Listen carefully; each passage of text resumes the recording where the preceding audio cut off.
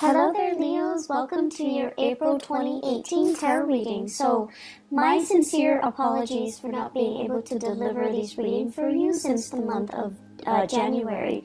I am very, very, very sorry. Life just kind of got out of control for the past few months. I'm hoping from now on to be a lot more consistent with your reading, and the readings will be published on time, if not early, before the new month, okay? So, I'm hoping to reconnect with you, and thank you for those who are still sticking around and watching. So first off, the way this reading is going to go for this month, maybe for next month as well, I've chosen to do the audio recording mainly because it is easier on me. I have to do, 12 of these, and then in the past months I've tried to do a mid-month reading too, so energetically it was very, very, very taxing. It was very tiring to do, and it was also quite time-consuming. So I'm hoping to reduce the time in which I do the general reading, and I'm hoping to find a strategy that works best for me. So this is my compromise here. What I'm going to do is I have already laid out the spread. I'm going to extract 4 important messages for you, and then we're going to unpack these messages and talk about, in which areas of your life it's affecting, okay? So, the first message that I am seeing here is, they're saying realistic expectation. And I feel this is going to be playing out in the work sector, in your family planning sector. And realistic expectation basically means curbing our sense of illusions or delusions and trying to aim for a more practical route, a more practical solution based on where we are right now. It doesn't mean that, we have to let go of our dreams and our aspirations. It basically means maybe we're not there yet, it'll come later, but for now, let's focus on the here and now. Looking at what's in front of you and narrowing your scope a little bit so that you're able to solve what's in front of you, and then later on, it's sort of like we'll cross that bridge when we get there, okay? Breaking up the work, breaking up the worries, breaking up the problems into more manageable pieces so that you can tackle them rather than letting them overwhelm you, okay? So realistic expectations, realistic solutions. The second message here, it's actually really, really beautiful. They're saying loving companion. So you have a lot of love, a lot of family support, a lot of people in your midst that you can turn to, that you can, seek that emotional fulfillment from, and it gives you a lot of emotional support. Friends are out there, people are out there. I feel, though, a lot of the times you are too proud to ask for help, okay? You are, fire signs in general like to be independent. They don't like to weave a sob story and have other people feel sorry for them. So they're just saying here, there isn't any shame in asking for help. And especially if you've got such amazing people around you, it is really important to, ask for help, okay? I feel like they will be more than happy to assist in any way they can. And I don't feel that you're abusing it or anything like that. So definitely ask for help if you can. The third message here, it's emotional maturation.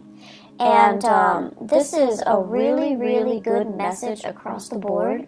For any sign that I read for, emotional maturation is a process of seeing outside of ourselves, of seeing and anticipating what other people are dealing with, what other people need from us. Is there any way that we can alleviate the suffering, the emotional turmoil, the problems of other people, okay? Seeing outside of ourselves,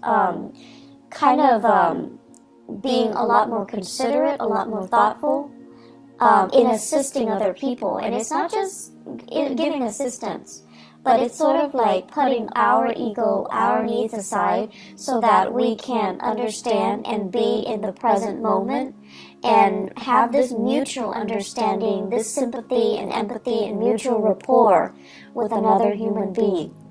So I feel like there's a lot to be said here with that message alone, okay? And I'm going to go back to it. The last message here, nickel and dime. So I feel like financially there's something going on with you guys, and I have been feeling this for the past few months. So we're going to unpack that, and we're going to talk about, ways in which you can start to rebuild this financial foundation. So what I have here, realistic expectation, first message. This is showing up in your family planning sector, okay? And what I feel here is there is a need here to kind of consult your partner. I feel like for many of you, you're a little bit extravagant when it comes to spending, when it comes to buying things, when it comes to splurging. It's like you're quite lenient with yourself when it comes to spending, okay? And you have somebody that's kind of like controlling the purse strings. It could be a relationship partner. It could be a housemate, a flatmate. It could also be like whoever it is that, you're sharing resources with. And so there's a sense here of needing to consult the other person before you make big purchases, before you do major decisions. And I'm also feeling at this point there is a need to want to add additional member into the household, such as getting pregnant, family planning, adopting a dog, adopting a baby, taking in elderly parents is what I'm sensing. And these elderly parents can be overseas as well. So I feel like there's this discussion, this conversation about getting more people into the household, or the household is getting a little bit too crowded, so why don't we leave the household and seek our own space, seek a bigger housing environment, or purchase a property outright. So I feel like there's some fluctuation here within the home, but either way, it points towards expansion, it points towards something bigger, something better, okay?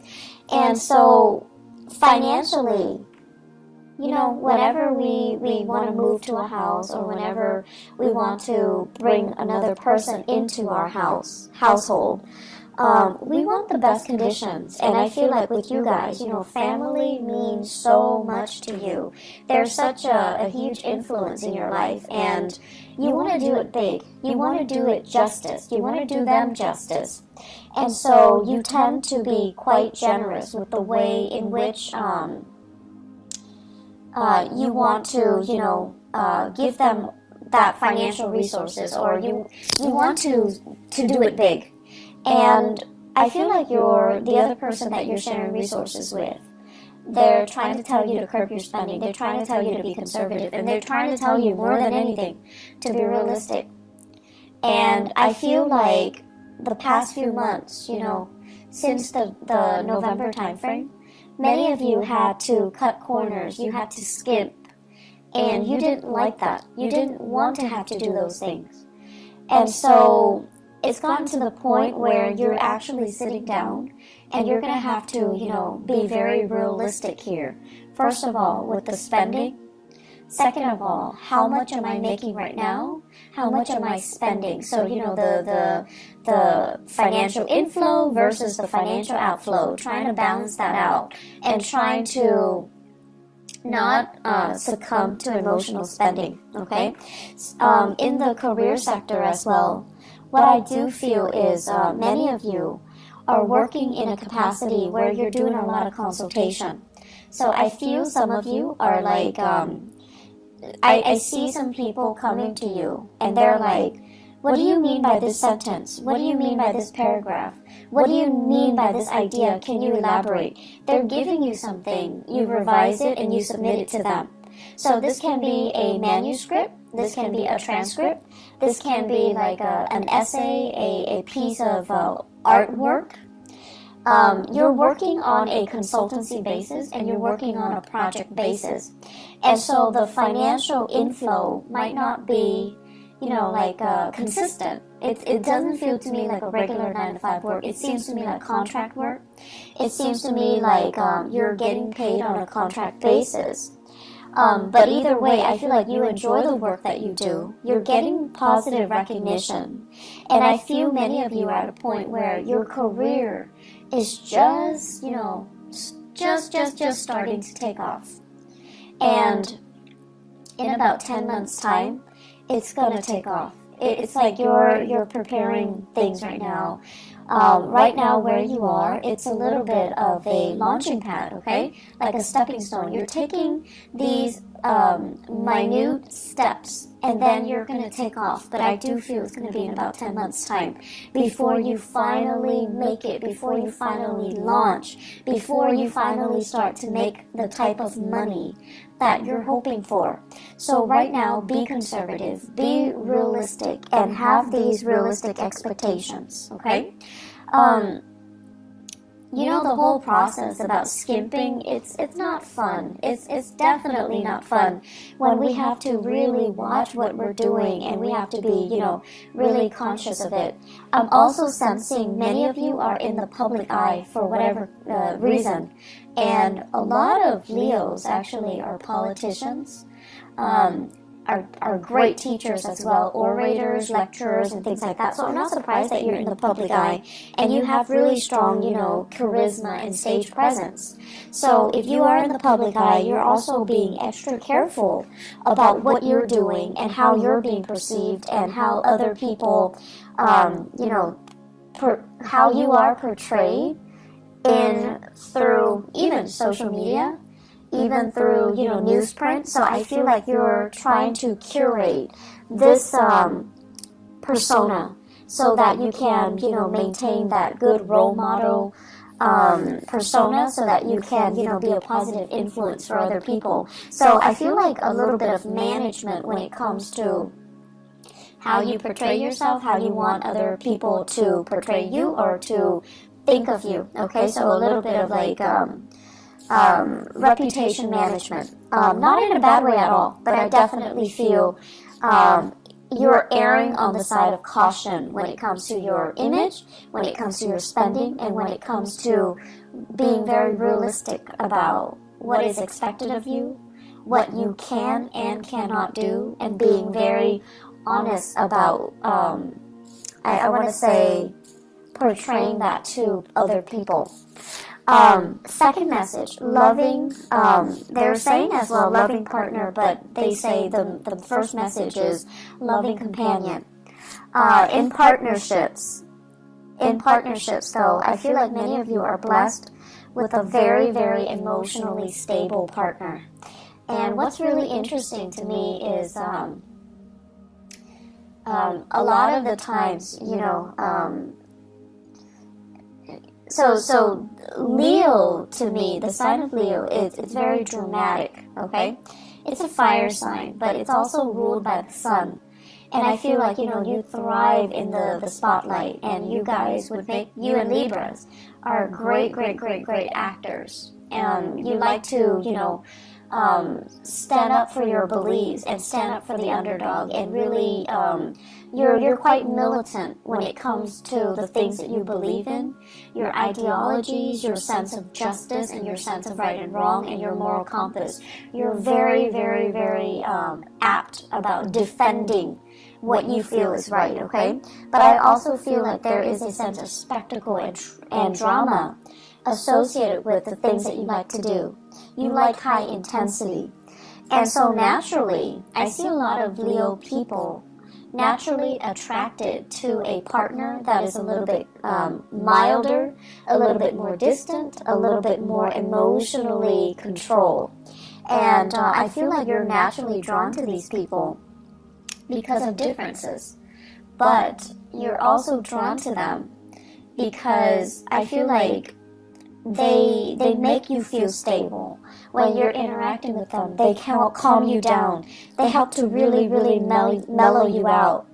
And because they're so calm and so cool and collected, they're naturally drawn to your energy. They're naturally drawn to that sense of drama and passion.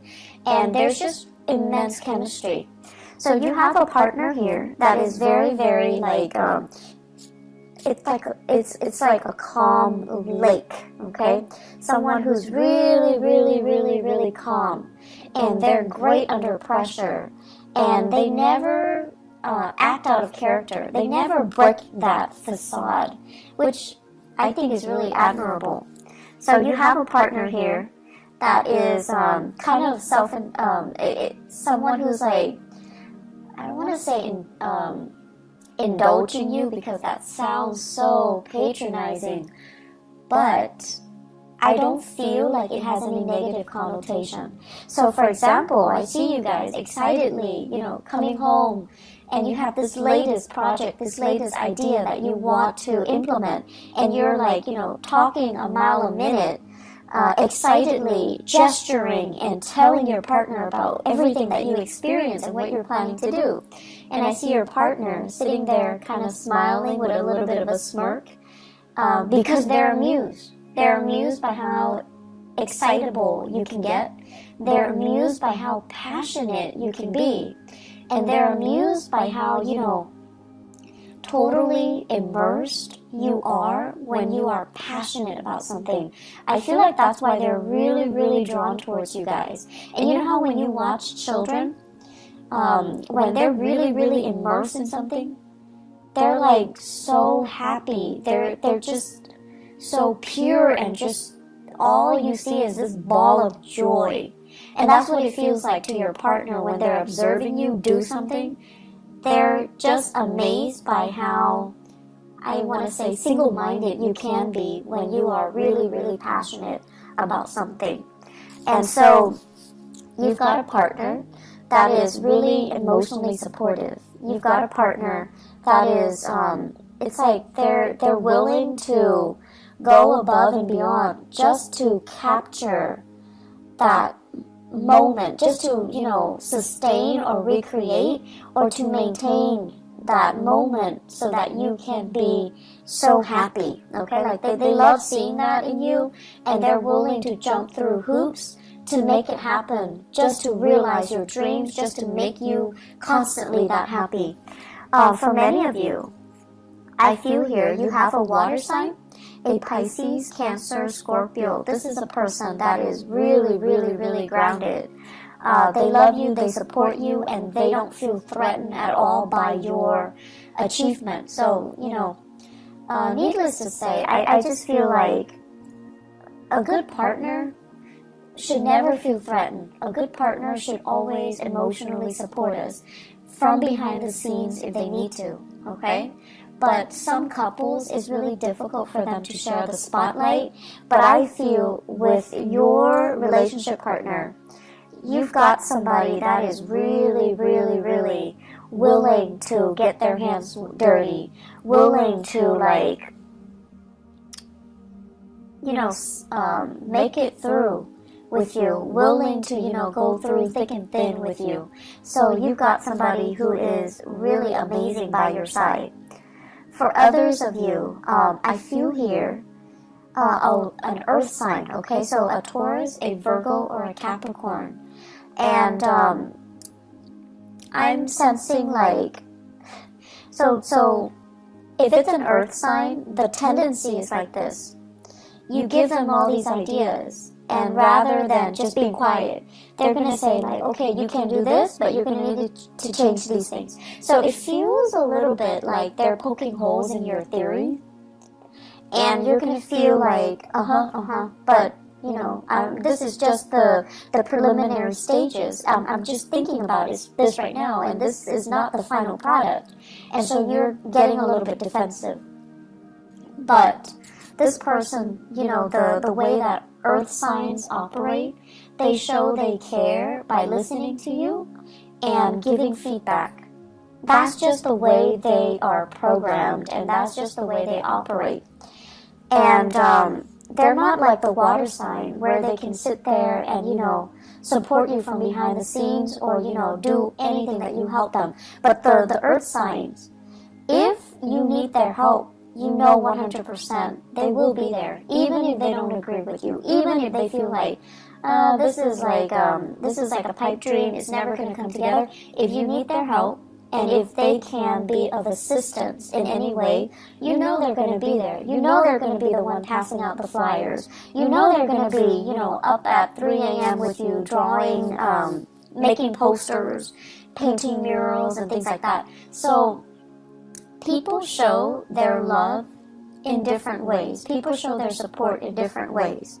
And so just because one person is like listening and they're not doing the actions like the water sign, doesn't mean they don't love you. And just because, you know, the other person is like poking holes in your theory, like the earth sign, they're a little bit more critical, and they need to make sure that you know what you're getting yourself into. Just because they care. That's just the way they care. It doesn't really diminish the love and the support, okay? And honestly, if these two people or two signs didn't care, they wouldn't be around, okay? So I feel like you might be doubting it, or you might be going through a situation where you're frustrated. And you know, we get frustrated with our partners all the time. But during Mercury in retrograde, the energy is really volatile. So it is important for us to really put ourselves in other people's shoes, and especially learn to put ourselves in our loved ones' shoes and see how they feel about us, and see how they're trying to show they care through the ways that they can support you, or the things that they can help you with, okay? So I feel like you've got someone who's really loving by your side. Companionship as well, friendship, family, relationships. You guys have a lot of support. I do see this unconditional love coming from siblings. So for those of you who are fortunate enough to have siblings, there's this outpouring of love. They're babysitting you, they're watching the kids, they're cooking for the kids, they're taking the nieces and the nephews out while you're studying, while you're taking exams, while you're working overtime. So props to those siblings, okay? I feel like the relationship, the sibling relationship, there is so much love here, and I feel like it's going to make you, it's just going to give you that sense of appreciation that somebody is willing to, you know, go above and beyond to assist you. So you've got a lot of support coming in this month, Leo. There is no reason for you to feel isolated and to feel like, oh, they don't really love me, I'm going to wait for them to reach out. Don't get into that habit of only seeing things from your point of view and not accepting the way that other people show they love you, okay? Third message here, emotional maturation. So the emotional maturation message goes hand in hand with everything that I talked about before, the two messages that comes before.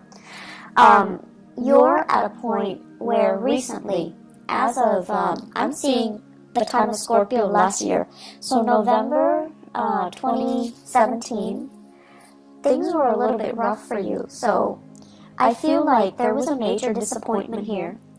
There were major obstacles and major setbacks. I feel it playing out in your career sector. And I'm feeling it playing out, first of all, let me see, education sector, higher education, okay? I'm also seeing it play out with in-laws. So higher education, in-laws, and that rules the 9th house. So whatever the setback is, you overcame it, and it left you feeling very jaded and very emotionally distraught. If it happened with in-laws, you feel like, I don't know how they feel about me. I don't know if they like me. I don't know if I like them. So I feel that. If it happened in the higher education sector, I feel like you feel disillusioned. You feel like, is this the right field? Am I going to be able to get a good job? I've invested so much time. Am I going to be able to, you know, am I still in love with the work? Am I still in love with the profession? Am I still in love with the subject matter to be doing it for the rest of my life? So you have some major dilemmas or even major like turning points in your life when it came to your career and also education, okay?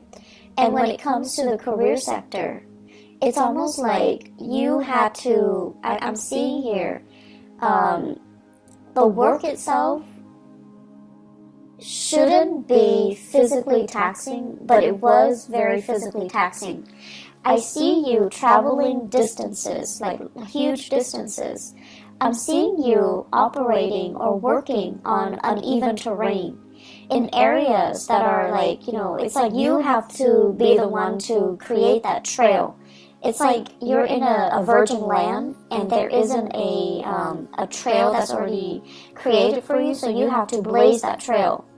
I'm also seeing you carrying a lot of heavy equipment, living in quite, difficult circumstances, camping out, not having access to, clean and comfortable sleeping arrangements.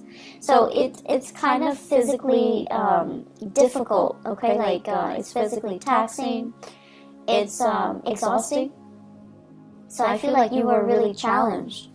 And that, all of it, you overcame it. It made you a lot stronger, honestly. It made you a lot more, I feel like, rough around the edges. But it made you a lot stronger. So the emotional maturation basically means, I feel like it can go one of two ways. Because you've been through all of this, through all this hardship, and you came out okay, I feel like you can come out a little bit jaded. And so when people are whining, about, my TV's not working, or like, my water got shut off for 2 hours this morning, you're just like, I can't really sympathize. I had to sleep on the floor for 3 months. I had to sleep in a tent with mud underneath me and the rain just pouring on me. Things like that.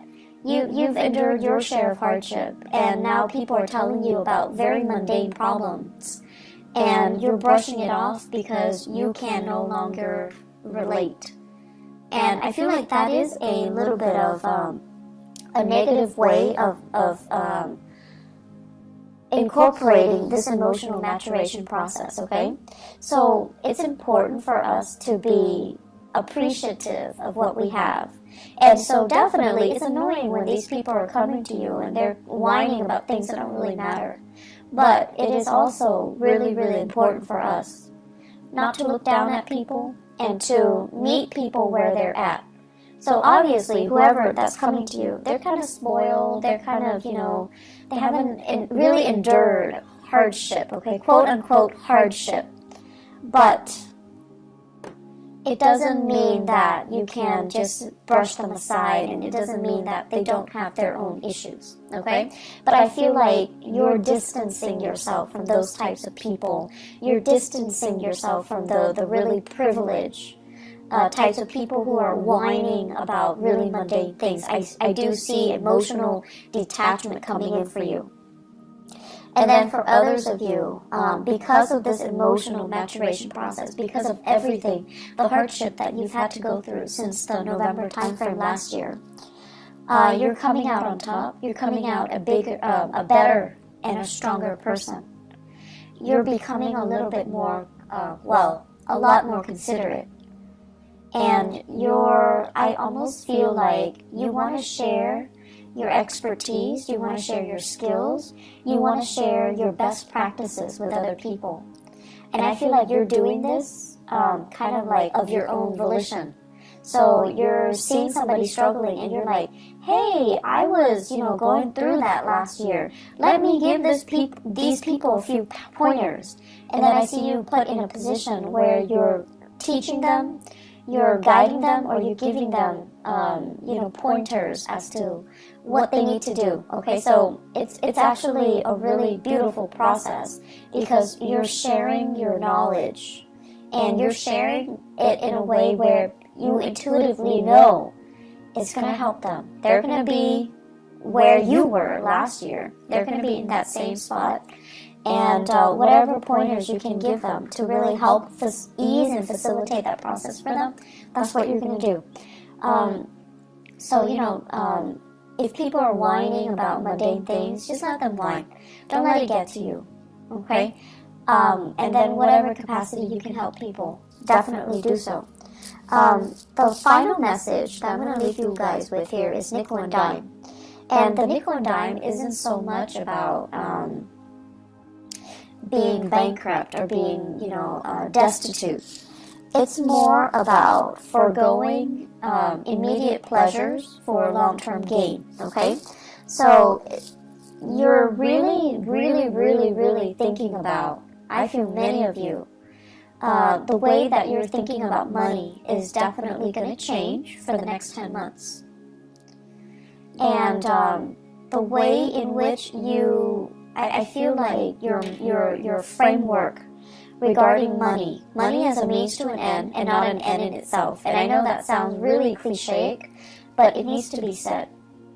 Because I feel like there was a lot of money wasted. A lot of money wasted for the past 3 years. And I feel like some of you know exactly what I'm talking about. Money that came really fast, they left your hands really fast. And I also feel as well,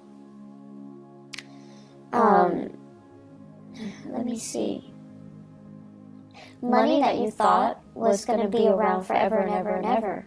Money that it's like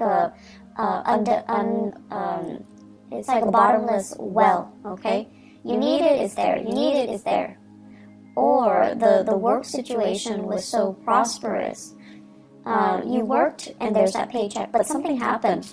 And then the supply of money or the consistency just wasn't, it's no longer here anymore. And so you're really, really thinking about the building blocks for your future wealth and prosperity. You're nickel and diming yourself. You're being very, very cautious about spending. You're being a lot more responsible. And you're obsessively, checking the bank accounts. Some of you are waiting for sources of funding to come in, and it's getting delayed. Okay? And so it's not a good place to be when we count on something and it's not there. But I feel like it's going to clear up for you. Let me see, 1, 2, 3, 4. I want to say like 5 weeks time. 5 weeks time might take us into the May time frame. Okay, so May.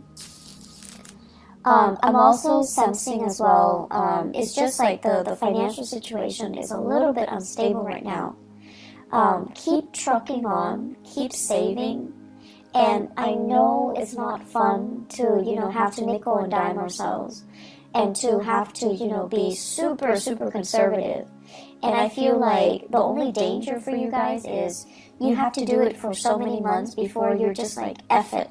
And then you splurge. And then you go through, periods of like intense spending. So please be careful about that. Home renovation, that's in order. It's going to be wonderful. It's looking really good. I also feel as well, they're saying here, they keep saying, your siblings, you've got amazing siblings, okay? Whatever you think they feel about you, yes, they think you're stubborn. Yes, they think like, oh my gosh, you are such a, like, they're like a bull, like someone who's extremely stubborn, extremely bullish in their ways, or just like they won't listen. So it's like you've got your opinions made, you've got your ideas fixed, right? And no matter what they do, they can't persuade you. Yes, they think of all these things about you, but they do really love you as well. So don't make the process difficult. Don't do that to the people that you love. And they love you, so no matter how much you guys argue, there's still a lot of love there. So approach it with a little bit of compassion, okay? And I want to say, be a little bit more flexible. There is some really big karma here about money. And I feel like until your framework about money changes, and I can tell you till, I'm blue in the face, money's a means to an end. Until that light bulb kind of, switches on in your head, until you truly, truly, truly understand what that means. The financial prosperity that I mentioned coming in the October timeframe, it's going to be delayed. So until you really grasp that lesson. So what exactly does that mean? I feel like you're going to spend from now until the May time frame trying to figure this out. And once you figure it out, lesson learned, there's going to be huge prosperity coming in the later part of the year, okay? you have some really important things that needs to be worked through and needs to be experienced during this Mercury retrograde cycle. So I'm sensing here that, learning to get your financial affairs in order, having a game plan for yourself, start saving and start rethinking about, how you see money and how you think about financial foundation and financial prosperity. That's going to be really important, okay? So Leos, I wish you all the best, and I'll be back for next month's reading, okay? Take care of yourself and enjoy the rest of this month. Bye-bye.